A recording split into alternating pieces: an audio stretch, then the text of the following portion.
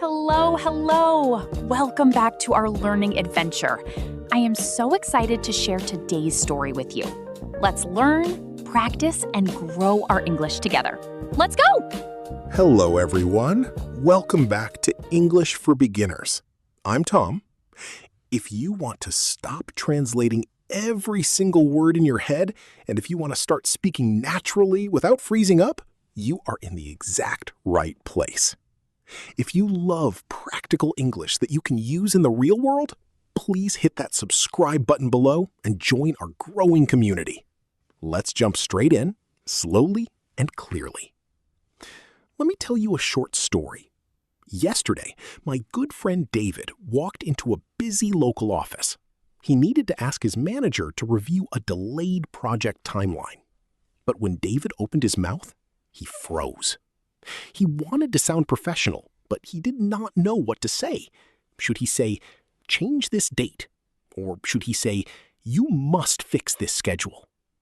Think about those two choices. Both options sound harsh. They sound aggressive. They sound like a bossy command. Have you ever been in that exact position? You know what you want to say in your mind, but the rigid textbook rules make you sound like a robot instead of a real, friendly person. Today, we are going to fix that problem permanently, together. Instead of memorizing a boring grammar rule or a long conjugation chart, let us look at two different ways David could handle his request. Look at option A. Change this report. Now look at option B. You might want to take another look at this report. Here is a quick question for you right now. Which option feels softer? Which option feels more professional? And which option feels completely natural for everyday life? Take a second. Think about it. Exactly. It is option B.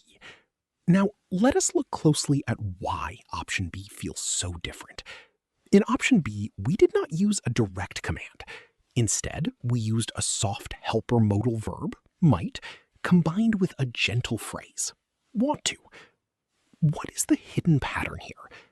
When native speakers want to make a suggestion or a polite request, they do not bark out direct commands. Instead, they use modal verbs like could, might, or would to create a smooth, friendly bridge. Let us do a quick mental shift right now. I want you to stop translating from your native language. Zero translation. Imagine you are sitting quietly at your desk, working on your computer. Suddenly, your computer screen freezes completely.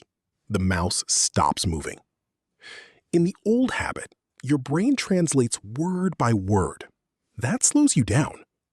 Instead, I want you to look at that frozen screen in your mind right now. Let the direct English thought pop up instantly. Oh no, it froze. Let me restart it. When you practice thinking in direct English chunks like that, your speaking speed doubles without any stress. Because David handles workplace situations smoothly now, he uses specific conversational chunks instead of translating word for word. Let us learn 3 natural expressions that people use every single day. To run something by someone. This means to share an idea to get quick feedback. Listen to the example. Before I send this email, let me run it by my manager. To sort something out. This means to fix a problem or organize a messy situation. Listen to the example. Don't worry about the computer glitch. I will sort it out right now. To catch up. This means to talk to someone you have not seen in a while to share life updates. Listen to the example. Let us grab a coffee and catch up after lunch. Notice how we do not memorize these words in isolation. We use them when something is missing, when we meet a friend, or when we fix a real-world issue. One of the biggest frustrations for language learners is understanding fast speech. Why do native speakers sound like they smash words together? It is called connected speech. Look at this simple phrase written on paper. Pick it up from the floor. That is 5 separate words. Now, Listen to how a native speaker actually says it quickly in real life. Pick it up from the floor. Let me say it slowly for you, then fast. Slow. Pick it up. Fast. Pick it up. The sounds link right into each other like puzzle pieces. Train your ears to listen for these smooth sound blocks instead of searching for isolated words. Now it is your turn to move your mouth. Do not just listen silently. Speak out loud with me right now at a calm and steady pace. Imagine a colleague asks you about a project deadline. Use our polite modal grammar that we discovered earlier. Say this sentence out loud with me, slowly and clearly. I was wondering if we could extend the deadline by 1 day. Let us try it one more time together. I was wondering if we might have 1 more day to finish this. That sounded wonderful. Notice how smooth and natural that feels? Before we do our final review, let us fix a classic trap. This happens when people translate prepositions directly from their native language. The trap? Saying, it depends of the weather, or it depends of the price. Why is it wrong? In many languages, you use a word like of after the verb depend, but in English, that is incorrect. The correct fix? The word depends always hooks onto the preposition on. Say it correctly out loud right now. It depends on the weather. Never use the word of after depend ever again. We mastered how to soften our requests using modal verbs. We unlocked 3 daily vocabulary chunks. We practiced connected listening, and we fixed the depends on grammar trap. Here is your homework for today. Write down 1 polite request using I was wondering if, something that you can actually use tomorrow. Then say it out loud 3 times slowly. Thank you for joining me for part 1 of this masterclass on English for beginners. When you are ready, let me know and we will move directly to part 2. In part 1, we learned how to stop sounding bossy by using soft modal verbs like might and could. We also fixed our very first grammar trap with the phrase depends on. If you missed part 1, make sure to check it out later. But right now, we are moving directly into part 2. Today, we are taking those tools and applying them to how we ask everyday questions, handle minor problems, and keep conversations moving forward without freezing up. Let me share another short story with you. This is about my colleague, Sarah. Last week, Sarah had to call an important client to ask a simple question. What time is the meeting? Because Sarah was nervous, she translated her native language directly into English. She picked up the phone and asked bluntly, "Where is the meeting room? Tell me now." Ouch, that sounds like an interrogation. It sounds like a police officer questioning a suspect, not a friendly professional business call. The client felt uncomfortable, and the call ended quickly. Sarah felt terrible. She realized that asking direct questions, word for word from her native language, was ruining her professional relationships. She needed a better way to ask questions politely without sounding sharp or aggressive. Let us look at 2 different ways Sarah could ask her client about the meeting location. Look at option A, direct question. Where is the meeting room? Now look at option B, indirect question. Do you happen to know where the meeting room is? Here is a quick question for you right now. Which option feels softer, friendlier, and much more polite? Take a second. Think about it. Exactly. It is option B. Now look closely at why option B is different. We added a polite opening phrase. Do you happen to know? And look closely at the word order at the end. In a direct question, we say, where is the room? But in an indirect question, the word order shifts to statement order, where the meeting room is. What is the hidden pattern here? When native speakers want to ask a question politely, they do not jump straight into the question words. They use polite openers like, could you tell me, or do you know? And they push the verb to the end of the sentence. Let us do another quick mental shift right now. Zero translation. Imagine you walk into your office kitchen and you want to know if there is any coffee left in the pot. Instead of translating word by word from your native language, let the direct, polite English thought form instantly in your mind. Do you know if there is any coffee left in the pot? Practice letting that natural phrase pop up in your head as one smooth block. That is how you build real fluency. Because Sarah learned how to phrase questions politely, she also upgraded her daily conversational vocabulary. Let us learn 3 new high-frequency expressions that native speakers use every single day. To figure out. This means to find a solution to a problem or understand something complex. Listen to the example. I need a few minutes to figure out why this computer program is crashing. To double-check. This means to check something a second time to ensure it is completely accurate. Listen to the example. Let me double-check the flight times before we book our tickets. To sound like. This means when something appears a certain way based on what you hear or read. Listen to the example. That plan sounds like a fantastic idea to me. Notice how these words connect directly to daily actions, solving problems, checking details, and sharing opinions. Let us train our ears again with connected speech. Look at this simple phrase written on paper. Check it out. That is 3 separate words. Now, listen to how a native speaker actually says it quickly when they want to show you something. Check it out. Let me say it slowly for you, then fast. Slow. Check it out. Fast. Check it out. The consonant sounds link right into the vowel sounds. When you watch movies or listen to podcasts, listen for these linked sound blocks. Now it is your turn to move your mouth. Speak out loud with me right now at a slow, confident pace. Imagine you want to ask a receptionist for the time of your appointment, but you want to sound very polite. Use our indirect question structure. Say this sentence out loud with me, slowly and clearly. Could you tell me what time my appointment is? Let us try it one more time together. Could you tell me what time my appointment is? Wonderful! Feel how polite and natural that sounds?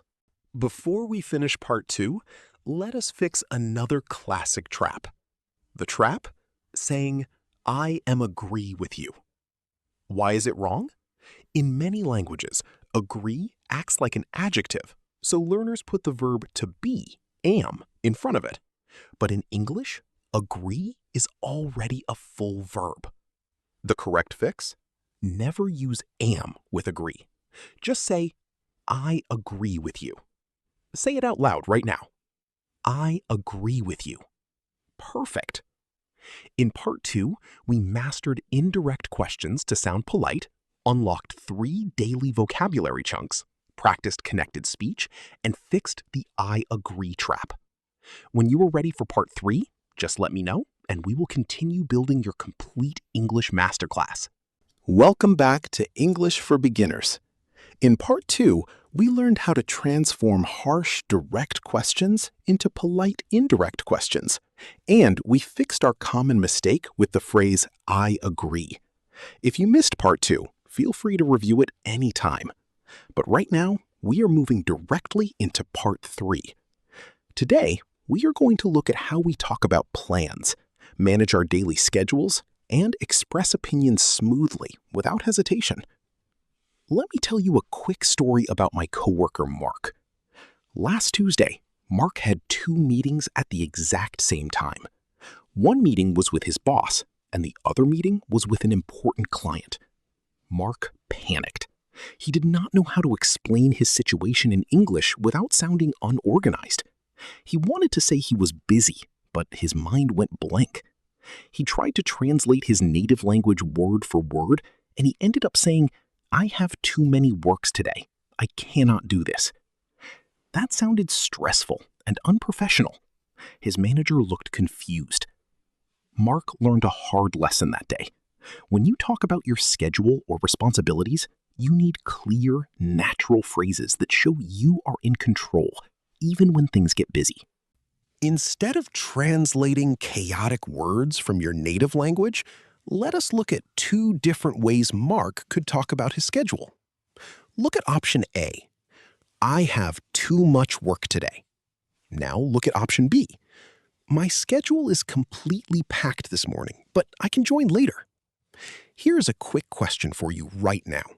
Which option sounds more professional, calm, and clear? Take a second. Think about it. Exactly. It is option B. Now, look closely at why option B works so well. Instead of complaining about being busy, Mark described his schedule using a descriptive phrase, packed, and then he offered a solution. What is the hidden pattern here?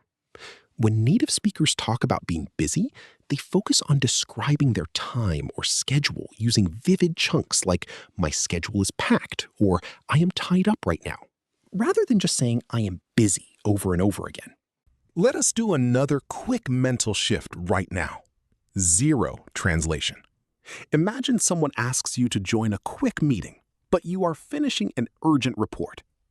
Instead of translating word by word, let the direct English thought form instantly in your mind.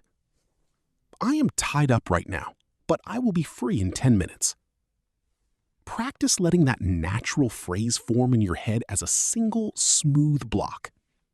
Because Mark learned how to manage his conversations professionally, he also learned 3 new high-frequency expressions for daily communication. To be tied up. This means to be completely busy with something else and unable to talk right now and unavailable to talk right now. Listen to the example. Can we talk this afternoon? I am completely tied up until 3 o'clock. To clear one's schedule. This means to empty your calendar or make free time for an important event. Listen to the example. I will try to clear my schedule so we can finish this project together. To look forward to. This means to feel excited and happy about something that is going to happen in the future. Listen to the example. I am really looking forward to our next lesson.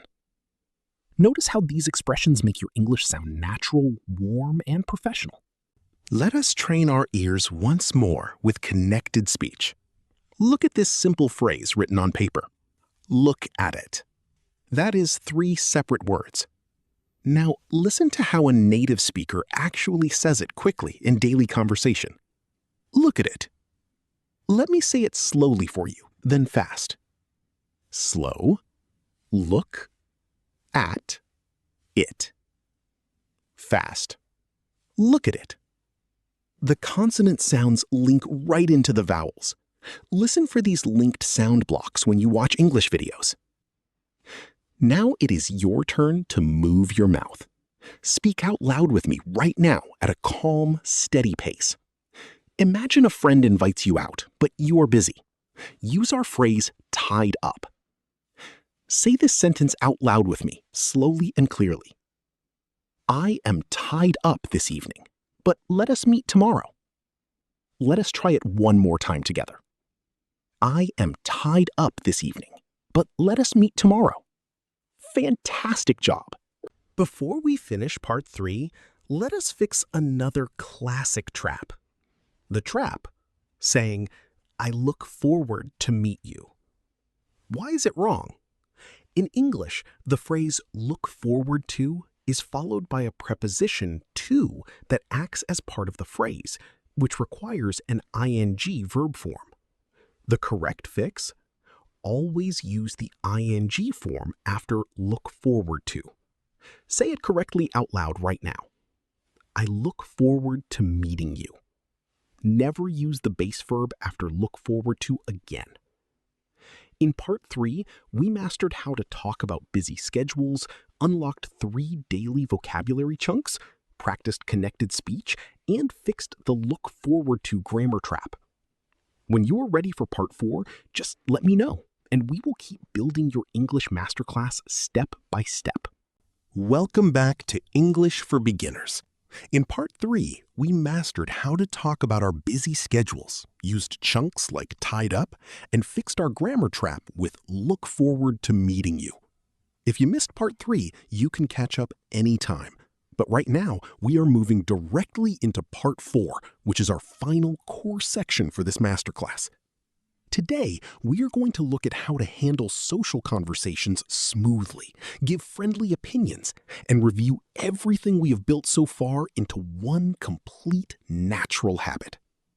Let me tell you one final story about my friend Anna. Last weekend, Anna went to a small social gathering with English-speaking colleagues.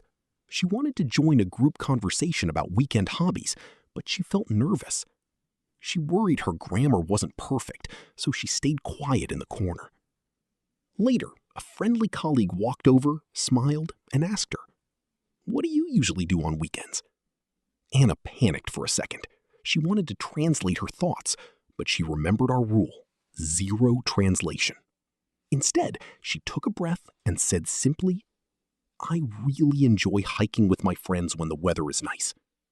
Her colleague smiled warmly and said, "That sounds wonderful." Anna realized something important that evening.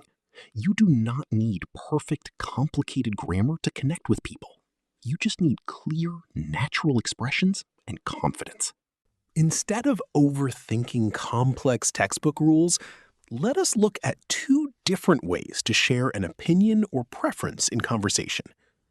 Look at option A. I think this movie is good. Now, look at option B. In my opinion, this story is really engaging from start to finish. Here is a quick question for you right now.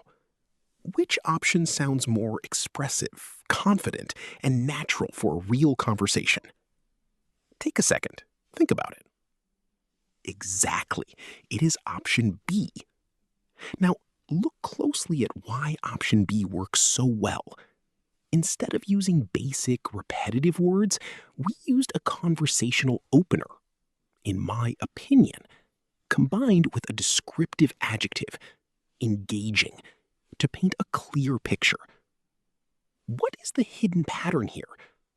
When native speakers want to share what they think, they use framing phrases to give their voice a smooth, confident rhythm. Let us do our final mental shift exercise right now.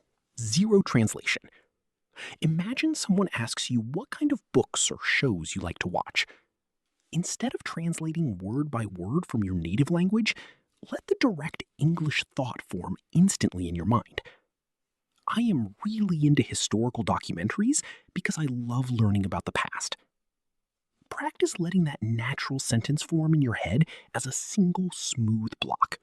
Because Anna learned how to express herself smoothly, she also picked up 3 final high-frequency conversational expressions. To be into something. This means to have a strong interest in a hobby, activity, or topic. Listen to the example. I am really into photography and outdoor sports lately. To keep in touch. This means to stay connected with someone through messages or calls after you part ways. Listen to the example. It was great seeing you today. Let us definitely keep in touch. To make up one's mind. This means to finally make a firm decision after thinking about something for a while. Listen to the example. Take your time, but let me know when you make up your mind. Notice how these everyday chunks make your speech sound completely natural and fluid. Let us train our ears one last time with connected speech. Look at this simple phrase written on paper. Hold on a second. That is 4 separate words. Now, listen to how a native speaker actually says it quickly in daily life. Hold a second. Let me say it slowly for you, then fast. Slow. Hold. On. A. Second. Fast. Hold a second. Now it is your turn to move your mouth one more time. Speak out loud with me right now at a calm, steady pace. Imagine saying goodbye to a friend and promising to stay connected. Use our phrase, keep in touch. Say this sentence out loud with me, slowly and clearly. It was wonderful catching up with you today. Let us keep in touch. Let us try it one more time together. It was wonderful catching up with you today. Let us keep in touch. That sounded fantastic. Before we complete our masterclass, let us fix one final classic trap. The trap, saying discuss about this problem. Why is it wrong? In many languages, you use a preposition after the word discuss. But in English, the verb discuss contains the meaning inside it. You never add about after it. The correct fix? Drop the word about completely. Just say, let us discuss this problem. Say it out loud right now. Let us discuss this problem. Perfect. Look at everything we achieved across this masterclass. We learned how to soften our requests with modal verbs, master indirect questions, talk about busy schedules, express preferences naturally, train our ears with connected speech, and fix critical grammar traps without a single boring lecture. Here is your final homework assignment. Write down 3 sentences using the new vocabulary chunks we learned today: to be into something, to keep in touch, and to make up one's mind, and say them out loud 3 times. Thank you so much for joining me through this complete learning experience on English for Beginners. Keep practicing every single day, trust your progress, and I will see you in our next masterclass. If you had fun learning with me, make sure to hit that subscribe button and turn on the bell so we can keep practicing together. And hey, don't leave me hanging. Drop your answers in the comments below. I can't wait to read them. Thanks so much for hanging out with me, and I'll see you in the next video. Bye for now.